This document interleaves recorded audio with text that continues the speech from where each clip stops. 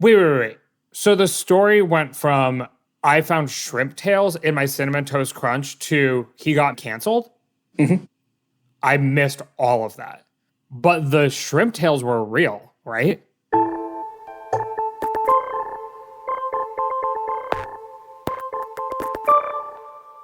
Hello and welcome to the 538 Politics Podcast. I'm Galen Druke. I'm Nathaniel Silver. And this is Model Talk. I ask with an inflection that as though it's a question. Is it Model Talk? Is it Model Talk? I don't know. I don't know that it's quite Model Talk, but it felt right. I mean, it's definitely model adjacent. So today's a big day here at 538. We launched our updated pollster ratings. And that is, of course, where we grade pollsters according to accuracy, transparency, and until today, methodology. So there's plenty to discuss in these updated pollster ratings, but the biggest headline is what was once the gold standard methodology of a live actual person making phone calls to landlines and cell phones is not the gold standard anymore. So based on the numbers that you crunched, Nate, that method of polling isn't systematically more accurate than some of the other methods. And in fact, in 2020, the most accurate pollsters used a variety of methods, including online polling, text messaging, and automated phone calls. I want to get into all of that. And for people who were excited about that Model Talk introduction, the place where the model comes into all of this is that these ratings aren't just a competition between pollsters, although I'm sure pollsters love getting an A+ rating. These also affect how much weight polls get in our election forecast models. So lots to discuss here. Nate, I got to ask you, out of the gate, how does it feel to untether ourselves from the old live caller gold standard? It's a new world, man. Ann Seltzer is out. Trafalgar Group is in. No, I'm just kidding. Ann Seltzer still gets, I think, the highest overall grade in our ratings, although Trafalgar Group has moved from like a C+ to an A-. So good, congratulations to them. There's like actual news value in this segment, so maybe I shouldn't start with naming very obscure pollsters. Right. We'll get into those pollsters in a second. But can you just explain how you arrived at this conclusion? So the way I do the pollster ratings is I just kind of sit there, look at a stack of polls, think how I feel about it, go get a sandwich, and then like a fine jeweler, appraise it and assign a grade. That's how it works. Wait, I thought you just said that there was news value here and we should be sincere.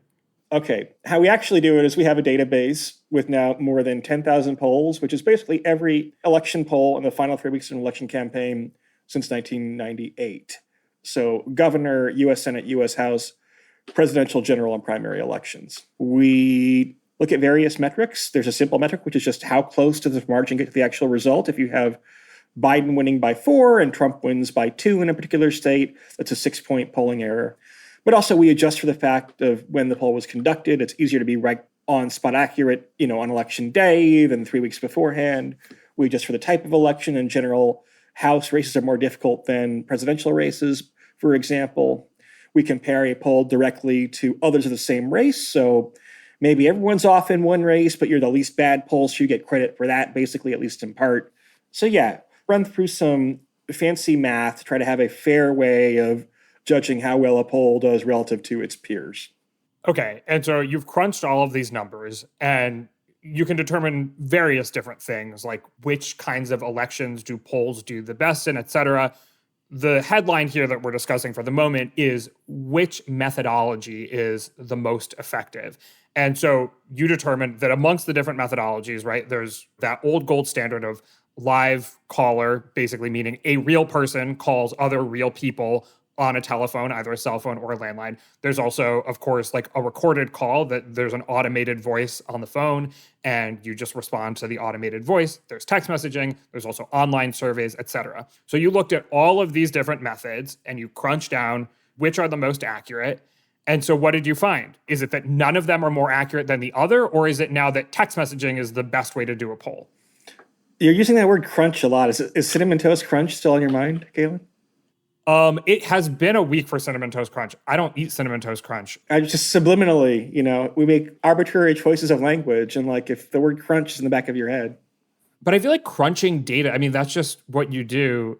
Cinnamon data crunch. I mean, the idiom is kind of an odd one if you think about it, right? Wouldn't it be more like churning data, like in an urn? I don't know. Should we sell a 538 urn on the 538.com store, which, by the way, is back up and running? People should head over to 538.com/store. Okay. In all I'm seriousness, churning data. In all seriousness, which method is the most effective, or are all of them equally ineffective/effective?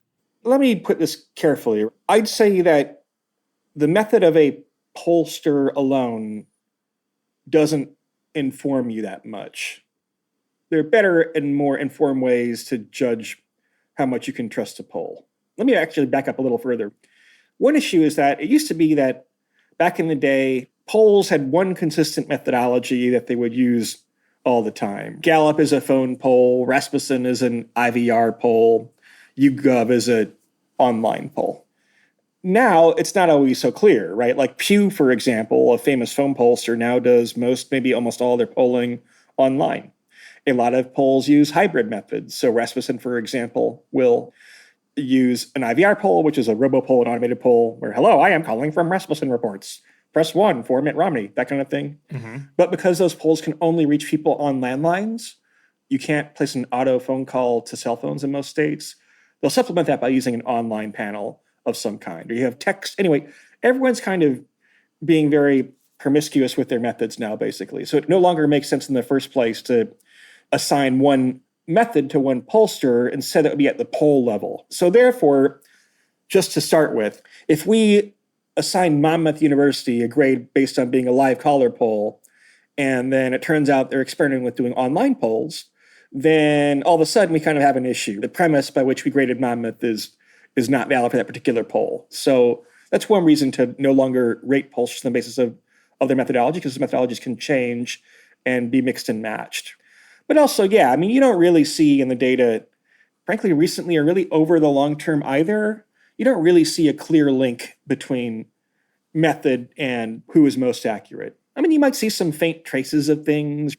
In recent elections, polls that are pure IVR, meaning polls that only call landlines, have not done very well. It's not a huge sample. That might be a poll you probably shouldn't use at all. But in general, everyone's trying out different things, and the methodology alone, again, won't tell you everything. Wait, so when was it the case that live caller polls were the gold standard and that there was a noticeable difference in accuracy?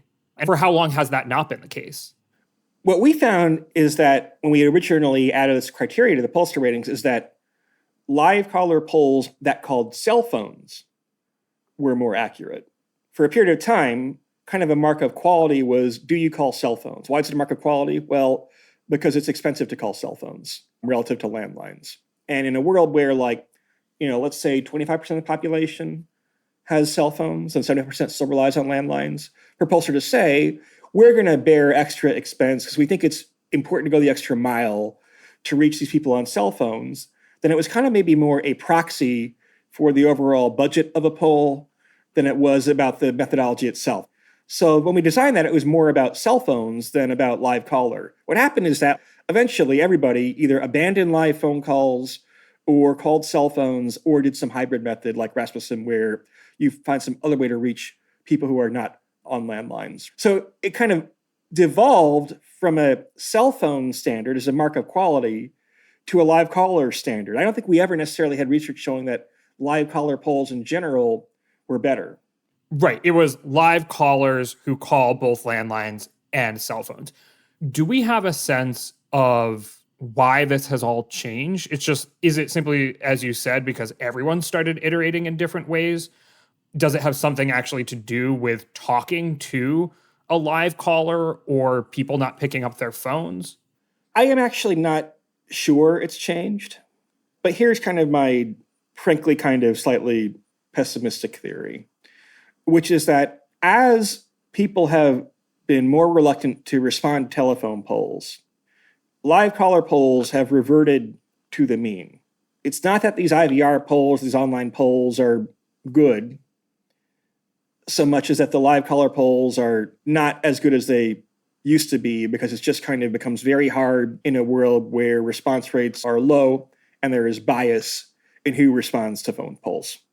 So because online polls have plenty of issues, for example, right? They're mostly using non-probability samples, which means they recruit a panel. They try to create a representative sample within that panel, but it's not like randomly selected like a random digit dial poll is supposed to be. The pure IVR polls, as we've found, like are actually probably pretty junky. But if you're doing IVR and you're doing an online panel and you're kind of doing some creative weighting. And IVR, to reiterate, is like an automated person on the phone. IVR is, hello, I am Rasmussen Reports. Please, I'm sorry, right. I don't know. But You'd be good at that. There should be like a contest for like who can do the best robot. It's like the reverse Turing test, right? Who can imitate like a robot IVR poll? Stick around after the podcast is over, folks. We'll have a competition. But that's kind of my theory, is like there was this once expensive but gold standard way to do polls, and like that may not be working as well anymore. So therefore, everybody has to get their hands a little bit dirty in the data cauldron. Churn the data cauldron.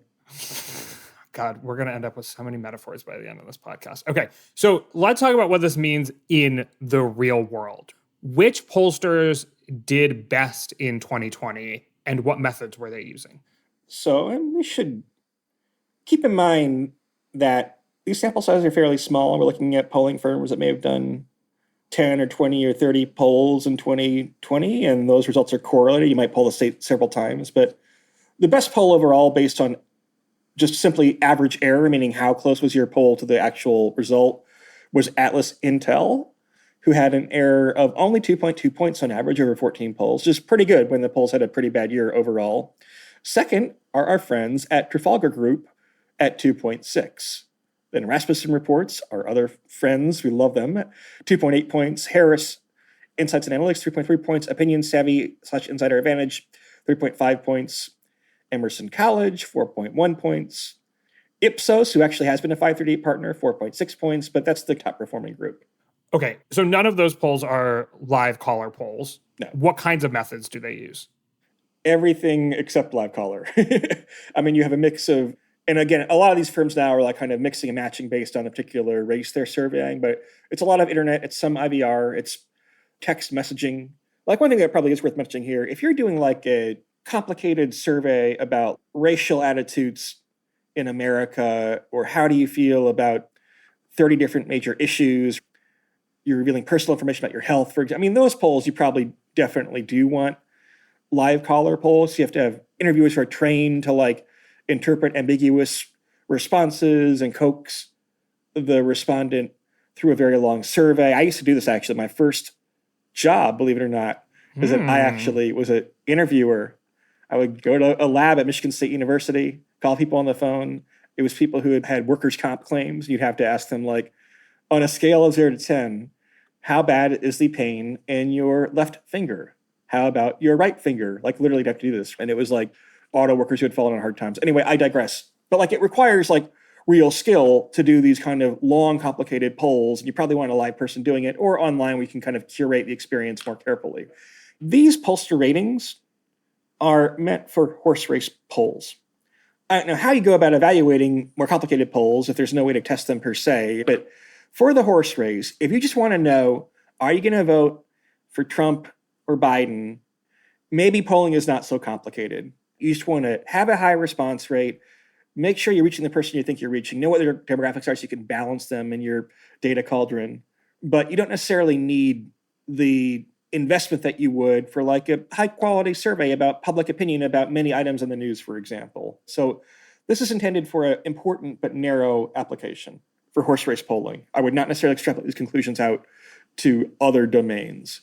Okay, but you said that in terms of asking people their opinions about potentially sensitive topics like racial attitudes, that in that case, you might want a live person on the phone.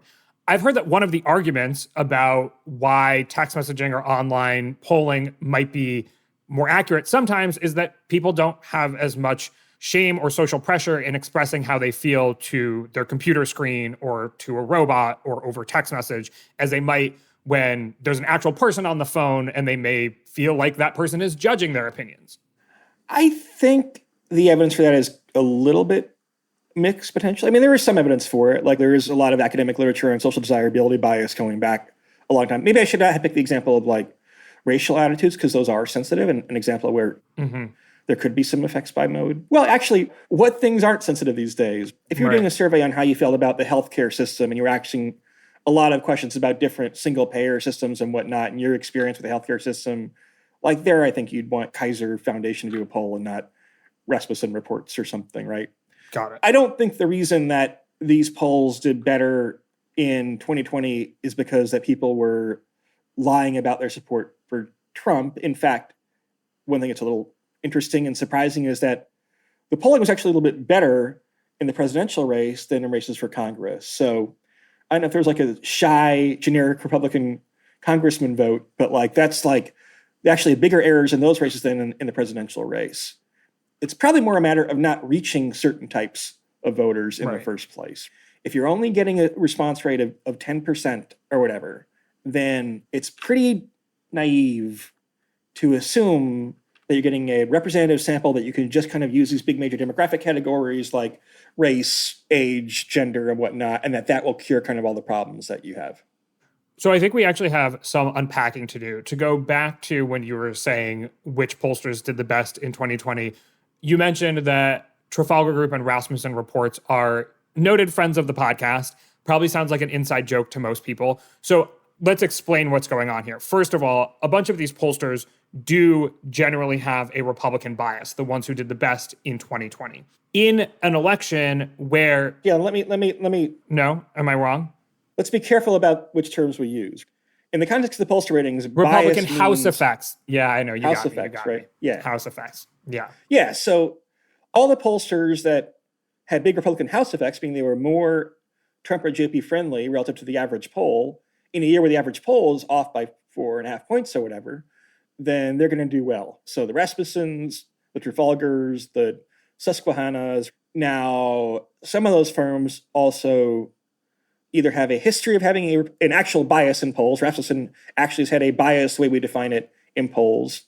And or they have a history of being boostery for Republican candidates and in a way are being kind of publicly cantankerous in some ways. Some don't, like Atlas Intel, I don't think has any bias in their of any kind in their blood or whatever, right? But like, obviously Trafalgar Group, if you go back and forth, they're kind of doing polling and the guy's doing some degree of punditry, but like you have to give credit where it's due, right? Trafalgar Group has not been around that long. They, in 2016, were more bullish on Trump than the average, correctly in most cases. They did not have a great, necessarily 2018.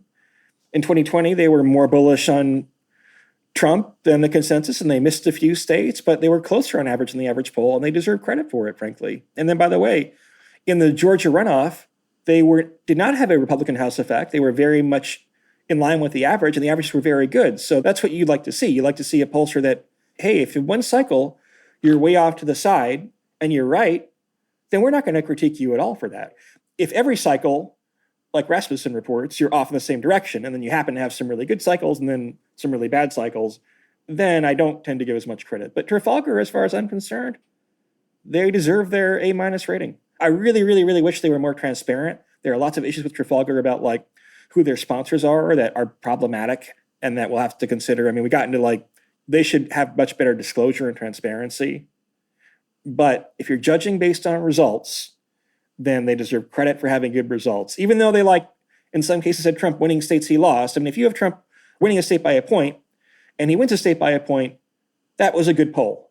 If you had Biden winning a state by 17 points, what did the ABC News? We love ABC News, and they had an actually decent year overall, but like this Wisconsin poll, they had like Biden winning Wisconsin by 17 points and Biden wins Wisconsin by 1 point. That poll is not going to help their grade, right? It doesn't. So yeah, giving some credit where it's due. Now the question is like, how will that predict how they'll do going forward? I don't know. We'll have to see. Yeah, that was going to be my next question. Well, first of all, do we owe Trafalgar an apology? I think they have been the butt of a couple jokes here on this podcast. Never apologize, Galen. Never apologize. No, look, I think I have more respect for whatever it is they're doing. I'm not sure I know what they're doing, but I have more respect for whatever it is they're doing.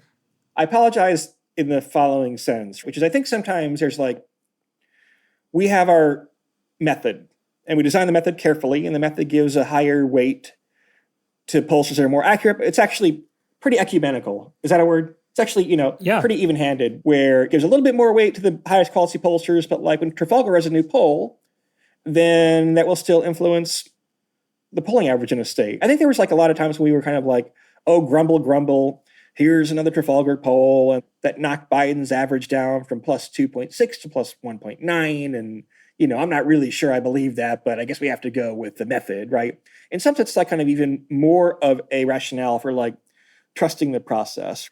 Use systematic rules you can turn into an algorithm and trust that algorithm instead of trying to superimpose on top of it and saying, oh, Trafalgar, they make it, but I wish they didn't. But like, there's a certain other like polling aggregator or forecaster that just had like a list of polls that they struck. They're like, these 7 pollsters are evil and their polls shall not appear in our polling averages. Like, that's exactly what you don't want to do. You want to like systematize and say, okay, we need a system of kind of like checks and balances, right? Because there are plenty of years where like 2012 or whatever, 2018, there are plenty of years where like the high quality pollsters kick butt and low quality pollsters don't. But there are years where that's not true, like 2020. And a good system of checks and balances, so to speak, means that like you're hedged in the right way so that Trafalgar Group, even when they have a C plus rating, will have some influence on the average. And now they also are rewarded now by having an A minus rating, and they'll have more influence going forward. So we think it's like a thoughtfully designed system. And sometimes we kind of editorialize on top of that or try to have it like both ways. So here's what our model says, but here's I think that never serves anyone's purposes well in the first place. And it probably reveals like our grievances and our biases and whatever else. So I apologize to Trafalgar Group in that context. Oh, wow. That was an actual apology. But I want to nail down on the going forward part, because now Trafalgar will have more influence in our forecast. The elections, when they did well, were 2016 and 2020. That seemed to be like very particular years in terms of the way that polls underestimated Republicans, especially with Trump at the top of the ticket, because obviously in 2018 and in Georgia and in the Alabama special, et cetera, we have examples of your old school legacy pollsters doing very well. So what if these pollsters like Rasmussen, Trafalgar, et cetera, were kind of just dicking around in a way in 2016 and 2020 that worked out well for them when Trump is at the top of the ticket, but that may not be the case if he's not at the top of the ticket in the future? Like, is that a concern that we have? Or do you think that at least with Trafalgar, their methods are more durable than just a Trump election? Again, if I get into like subjective, when I hear the Trafalgar guys talk about how they do the polling, I don't want to apologize for them in one segment and then throw shade at them in the next segment. I mean, I don't know. Yeah. I mean, here's the whole point. If I did like a sit-down interview with every pollster, I don't have time to do that. We have like 400 pollsters we rate.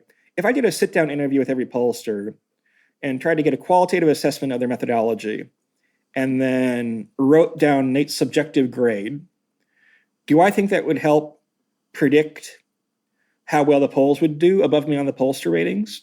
I don't know. Maybe a little bit. But like, I think in 2020, if I'd done that, then I'd have put even more weight on some of these firms that did not have a good year, frankly. So, the whole point about like an algorithm is you aren't necessarily solving like the last mile problem. You're always leaving a certain amount of detail out, but you're getting the big stuff right. You are getting most of the way there. You're having a coherent and consistent rationale. You have to think systematically about a problem, right? If we make an exception for this pollster, then we have to make a different exception for that pollster.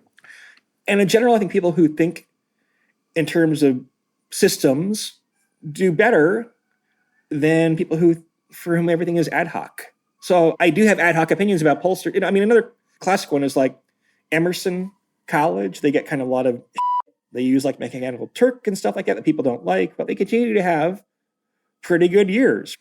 Now, again, I think it used to be more that like there was a correct textbook way to do polling. And if you were willing to have the expertise in it and pay the expense for it because it was expensive, then that would work. Unfortunately, under current conditions, I'm not sure that the method would work anymore. Actually, what I think might work, to be super honest, is maybe polls that involve mail or door-to-door components, like federal government surveys, are probably quite accurate and have very high response rates. Mm-hmm. But apart from that, if you like a telephone survey in a world where people don't answer their phones very much, from phone calls from strangers, then that gold standard method is no longer foolproof. It may still be better than the alternatives, but there's no longer a surefire, safe way to have a super accurate poll. You mentioned mail or door-to-door, which is obviously even more expensive than live caller polls that also target cell phones. Do you have any other ideas of how pollsters can or should be innovating to get over the problem of people not answering their phones? Some polls have started to use email, which is interesting. I mean, we live our lives mostly online. I think the texting is kind of promising potentially. It kind of has become like a fairly universal way to communicate. I mean, one thing that's true to here is like, I'm not sure that we ever really did live in that golden era. It's hard to know, right? I mean, it used to be that like not every American had a telephone, period, right? I mean, there's always a case that not everybody had a telephone, for example. You have infamous polling skews, people trying to do polls through magazines in the 1930s or whatnot, right? But like, I don't know if the golden era ever lasted that long necessarily. The other perspective would be that like, polling has always been a challenge. Pollsters always have to innovate around it. It's never been as clean as the textbook says. And that polls have better years and worse years. And actually, statistically, it's not so clear that we've been on a downward trajectory. We had a very good 2018, for example. The polls were very good in Georgia. That's kind of the macro view. I mean, I think the macro view and the micro view are very different here. We're actually talking a little bit more of the micro view, the actual mechanics of doing polling on this podcast. In the article on 538, it's semi-provocatively taking a more macro view and saying, yeah, the polls weren't great, but it's kind of within normal bounds that you can model and whatnot. I did want to give our listeners the provocative headline about the gold standard polling and also the wonkier headline up front. But I also want to talk about some of the broader trends that you found in reassessing our pollster ratings. Before we do that, though, Nate, the last time we took stock of how the polls did in 2020, we were working off of our polling averages that we developed for the 2020 election. But when you actually rate pollsters, you have a much more in-depth process, looking back over a span of weeks, looking at a bunch of different polls. So after all of that, this more rigorous tallying of how all the polls did in 2020, has your view of the efficacy of polling in 2020 changed at all? Or how has it evolved? No, it hasn't changed very much. Because I wrote an article for the site like 2 days after the election was called for Biden. And it was kind of saying what I expressed a moment ago, which is like, yeah, the polls were kind of shitty, but like they were within the normal bounds of shitty. And that like the media was giving them more crap than was probably deserved. And that's probably what a deeper analysis reveals too, I think, frankly. So what is that deeper analysis? Like, how does 2020 compare with the other years that we rate pollsters by going back to 1998? If you go back to 1998, look at the average error. And this, by the way, this includes the entire 2019/20 cycle. So includes presidential primaries, includes any special elections. It includes the Georgia runoff where technically 2021, but they were the resolution to a 2020 race, so they get qualified. So the average error between all those polls was 6.3 points, which is the third worst cycle out of 12. So 6.8 points in 2015-16, 7.7 points in 1998. Still, though, across all years in our database, the average error is 6 points. So 6.3 is higher, but not that much higher. Judged by how many races did you call correctly, 79% of polls in the cycle got the right winner, which is actually pretty decent and matches the historical average of 79% exactly. Again, there are a lot of states where like Joe Biden won Wisconsin just by nearly as much as the polls thought. He won the Electoral College. Democrats won the popular vote for the U.S. House. So like the polls were quote unquote right in many cases, but with margins that were off. The bigger issue is with this bias where on average, polls overestimated how well the Democrat would do by 4.8 points, including 4.2 points in races for the presidency, 5.6 for governor, 5 for the Senate, and 6.1 points for the U.S. House. That is the biggest bias we can find in either direction since 1998. There are years historically before this database begins, like 1980 and probably 1994, you had similar or larger biases, maybe like a 7-point bias in 1980 where the polls kind of missed the Reagan wave. But still, that's a pretty big bias.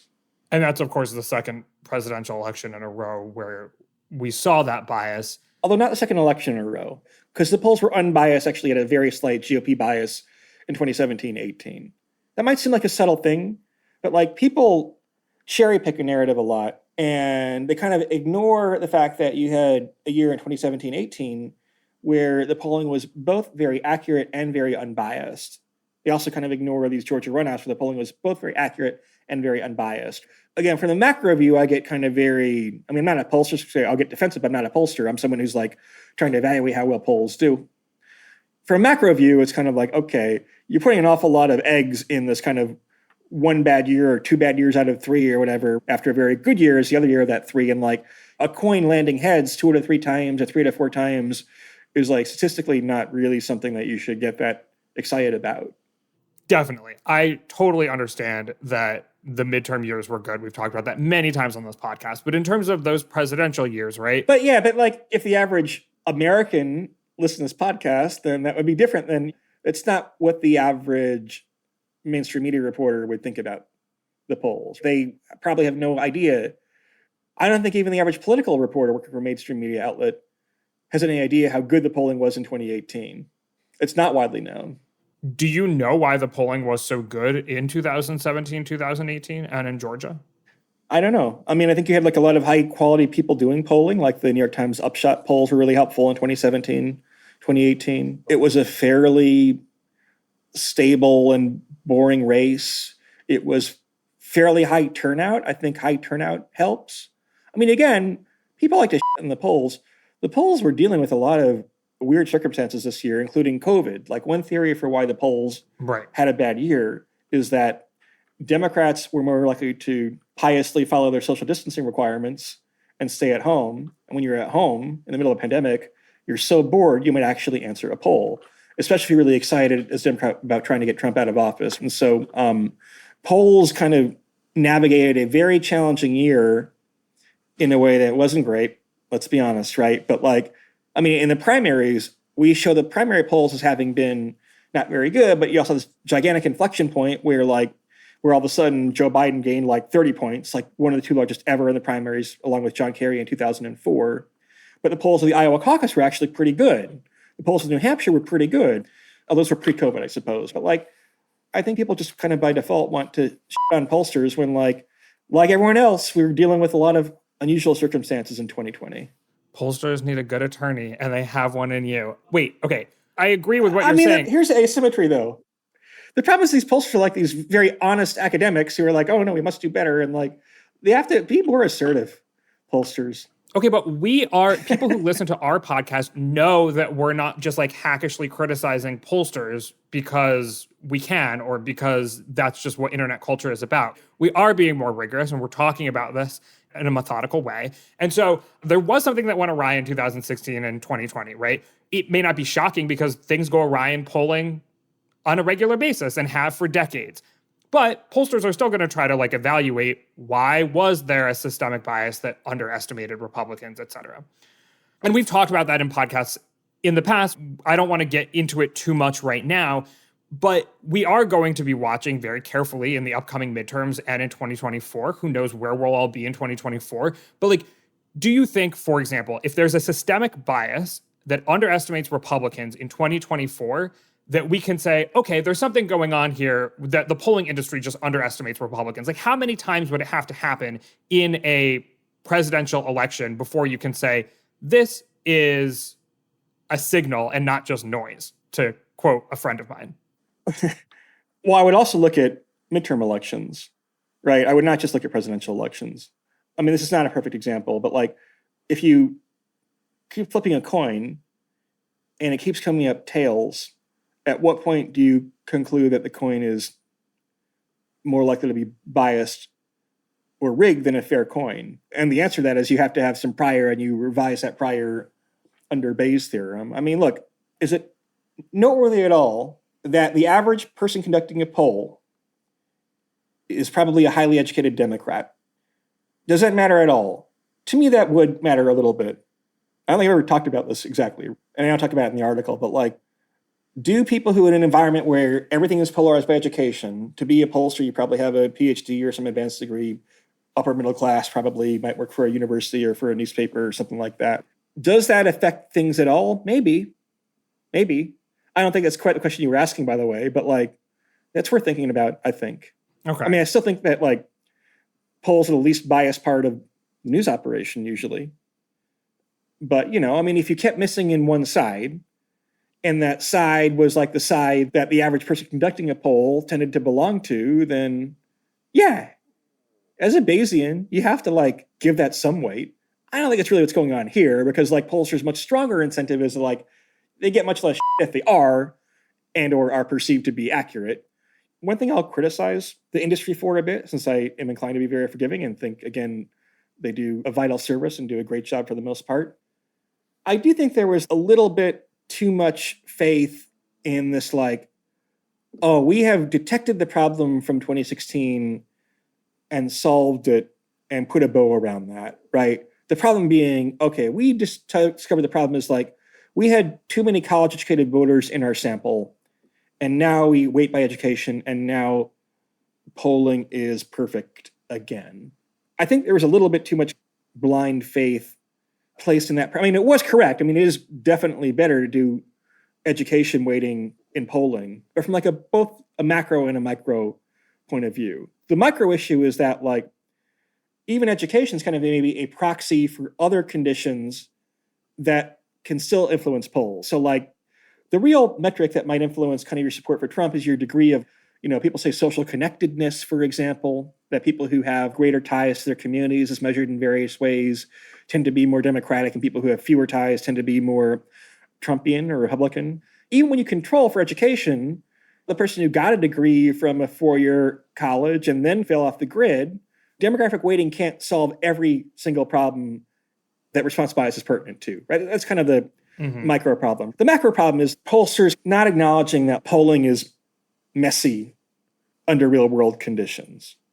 Trying to live up to this gold standard textbook way of doing polling that simply isn't going to work as well in a world where most people don't respond to phone calls and there are big response biases of various sorts in who does. I understand why from like a marketing standpoint. I mean, again, polling is scientific. To me, again, any problem you talk about with the judgment calls that pollsters have to make is like 20 times worse for any kind of news story that appears on any major website, including 538, as well as for like, we should say, designing models, which involves making far more complex judgment calls than doing a poll. So we criticize ourselves there too. But like not acknowledging that the real world is messy, that polling is a imperfect instrument, a good and necessary but imperfect instrument is something that like, I think pollsters have trouble communicating that. Like, hey, get used to us being wrong some of the time. We're going to be right most of the time. We're going to help inform you, right? But it's going to be a little messy and we're going to have a bad election now and then. And that's okay. We don't have to self-flagellate every time we have a bad election. We don't have to promise that we've reinvented things and solved every problem every time we have a bad election. We don't have to buy the media narrative every time we have a bad election instead of saying, you know what, actually give us a mug on this one because we did actually call the major things right. We did say Joe Biden was going to be president. We did say Democrats would win Congress. Yeah, we were pretty nervous until Democrats won that runoff about Congress and got kind of hairy there on election night. But like, we didn't get the big stuff right. And you criticize us when we were close in the margin. We got the big stuff wrong. So be consistent, media. But anyway, sorry, it's kind of like a little rant. All right. Fair enough. I posted the findings from our new pollster ratings on social media shortly before we jumped on here. So we did get a couple questions that I want to post to you before we wrap things up. And this one was a good question, I thought, from Josh. He asks, low response rates to phone polls and the nature of online polling means that it's basically impossible to get a truly random sample. Should this change the way that we think about polling, and have pollsters adequately updated their thinking and methods to reflect this? This kind of gets at maybe what you were just saying, but like, if we're kind of accepting that all the methods we have for polling can't find us a truly random sample, what does that say about polling more broadly? Well, I mean, I think, first of all pollsters are thinking about this, right? I think they're very thoughtful and they have incentive to be thoughtful and frankly, like more incentive than we have. If tomorrow Joe Biden banned polling and never had to look at a poll again, right? I think it'd be really bad for democracy, but couldn't be happier to go find something else to do, right? If you're a pollster, that wouldn't be very good for business. But like, what would it be? What would you do, Nate? Go play poker or something, write a book. Write a book. Oh God, that sounds worse than polling. No, you got to zig where they zag, Galen. Everyone's sort of like microblogging and social media and shit, man. You got to zoom out, man. Time to zoom out. All right. Well, I'm waiting for a second Nate Silver book. What's it going to be about? I actually am not going to say anything right now, but there are things churning in my mind. So when the time comes. Oh. When and if. Ooh. Are we breaking news a second time on this podcast? No, there is no book project. Frankly, like it's the first time I haven't had a big major project to do, and kind of I got this medium-sized project called the pollster ratings off my desk. So like my brain's like, I want to go get some really good noodles for lunch and then go maybe start thinking about my next big project. Maybe it would be a book or something, but nothing is immediately in the offing. But like, fair enough. But I interrupted you. Yeah. I mean, actually, when I think text messaging is intriguing, right? Because people are probably, well, I don't know. Actually, I don't know if I respond to spam text, but that's maybe a way to like, you can randomize sort of if you have a list of numbers, although I guess you're now not getting people who have landlines, right? So it becomes a problem. I don't know. There's no like perfect solution. I mean, we said this before, but like the difference between like polling and modeling is becoming murkier and murkier. And that will continue to be the case, I think. Yeah. I keep hedging back and forth between like saying it's always been like this and there have always been like, it's always been a circuitous path and polls have had bad years before. I mean, what happened in 1980 where they underestimated Reagan by 7 or 8 points or whatever, was polling broken then? So I'm quite agnostic on like whether this is something new or something of a kind and has always been how polling works in the real world. I mean, one thing that's true too, and I kind of hinted at this before, but like there's a good argument for like pluralism. It's good that we have phone polls and text polls and IVR polls and online polls. It's good that we have some polls that are very rigorous and maybe some that are taking more unusual ad hoc approaches. It's an argument for like aggregation and averaging, I think. We got a second question and then we'll wrap things up. It was, why doesn't everyone just use Ann Seltzer's methods? Which is an interesting question because Ann Seltzer uses live caller polls that call cell phones and landlines. But it's also important to note that she has the highest ranked poll of any of the polls that we assessed, despite the fact that we found that which methodology you use may not be as important as we once thought. So what's up with that? Why is Ann Seltzer still in the lead when methodology seems to be, not the driving force behind quality anymore? Well, first of all, to say that you can't tell that much about poll quality based on methodology is not the same as saying that there isn't higher and lower quality. So one thing we find is that polls that abide by better transparency standards, so polls that are like a part of the APOR Transparency Initiative or contribute data to the Roper Archive, they do actually quite a bit better. So it's not that all things are created equal. And polls have been around longer. Any poll that has less than 20 polls in our database basically gets penalized because like you haven't established a track record. So someone who's very transparent and open about their methodology and has a long track record of success, then you should trust them more. And that definitely describes like Ann Seltzer. Like, what does she do that like other pollsters don't? I mean, I think what she'd say is that you should have her on again because she, again, kind of famously had a poll toward the end of the race that showed Democrats losing ground in Iowa that freaked a lot of Democrats out. I guess somewhat appropriately about Iowa, certainly. She trusts her data. I mean, she doesn't mind being an outlier. She doesn't mind being criticized from like people in parties who are going to be apt to criticize. That's part of it. Like one thing I do worry about with pollsters is in this environment where everyone is online all the time, they're very attuned to the reaction to their polls and people behave in very partisan ways in the middle of election campaigns, right? And so, so I worry a little bit more about groupthink. I wish, and again, we have apologized to Trafalgar, they have an A- rating now. I wish that they hadn't been so willing to engage in internet combat and just kind of quietly did their thing, like Ann Seltzer, right? And like, you, we were good at polling. Nate, that's quite the thing for you to say. I don't know, man. I don't know. I think there's like narratives that like it. Come on, you totally argue for standing your ground. I do, but I don't make it personal. Oh, I guess I don't know what Trafalgar was doing online then. I mean, I guess they're also trying to get attention, but maybe it's not personal, right? But they're trying to like tag me in a lot of stuff and like kind of get me involved and kind of build up. But I will defend my ground, but I don't like, I try to really, really hard not to make any kind of personal jobs at anybody. Well, also, I don't know. I mean, I think my job's a little different than that of a pollster. Maybe not. Maybe I should just, I mean, again, probably if polling and Twitter disappeared tomorrow, those are two things that I miss, but, probably would improve my quality of life. Anyway. All right. Is that the note that we're going to end this on? I do want to make the standard, there are many reasons why it's very important to know kind of what public opinion is. For many reasons, including, by the way, that we are now in a world where at least one of the two major political parties, the Republican Party, is threatening to undermine the integrity of elections in different ways. I hope that America doesn't become one of these third world countries where you have to have polls as a way to kind of audit against the election results. But I don't know, if you have in 2 years or 4 years or 8 years, some Secretary of State who's willing to stop ballot counting in a certain state, it's nice to have accurate polling to kind of know to have some other measure of what public opinion thought about an election, right? It's nice for President Trump or President Biden to know what kind of people think about an issue. You're trying to carry out, I'm not a constitutional scholar. I don't want to get into interpretations of democracy, but, to have some way to understand what the popular will is, apart from it being interpreted by other vessels. I don't want to have to take a politician's word necessarily for what the popular will is in his or her district.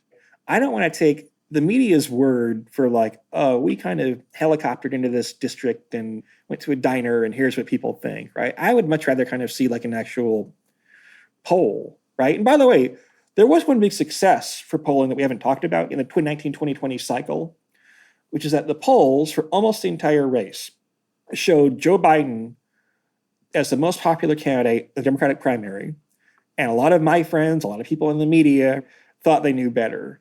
They thought, people in my bubble really like Elizabeth Warren and Pete Buttigieg and people like that. And they think that Biden's going to just name recognition. And they were wrong. And that support for Biden was real and was actually concentrated on people who were underrepresented groups, older voters, minority voters, poorer voters. And the media kind of ignored that and wrote its own narrative. And then the polls were right that Joe Biden would go on to eventually a fairly commanding victory in the Democratic primary. So that seems like a pretty important example of good use of polling.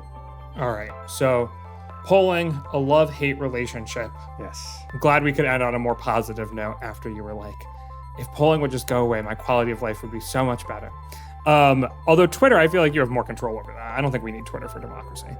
But anyway, Nate, I think that's where we'll leave things. And also tell people to go check out the article that you wrote, and you can see all of the pollster ratings, which a bunch of our colleagues worked very hard on. Every pollster now has their own page, and you can see all of the different polls they've conducted in comparison to how that race turned out, etc. It's really handy and it's beautiful, so folks should go check that out on 538.com. But anyway, thank you, Nate.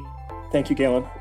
My name is Galen Druke. Tony Chow is in the virtual control room. Claire Bidigary-Curtis is on audio editing. You can get in touch by emailing us at podcasts@fivethirt8.com. You can also, of course, tweet at us with any questions or comments. If you're a fan of the show, leave us a rating or review in the Apple Podcast Store. Go rate us, for real, or tell someone about us. That works too. Thanks for listening, and we'll see you soon.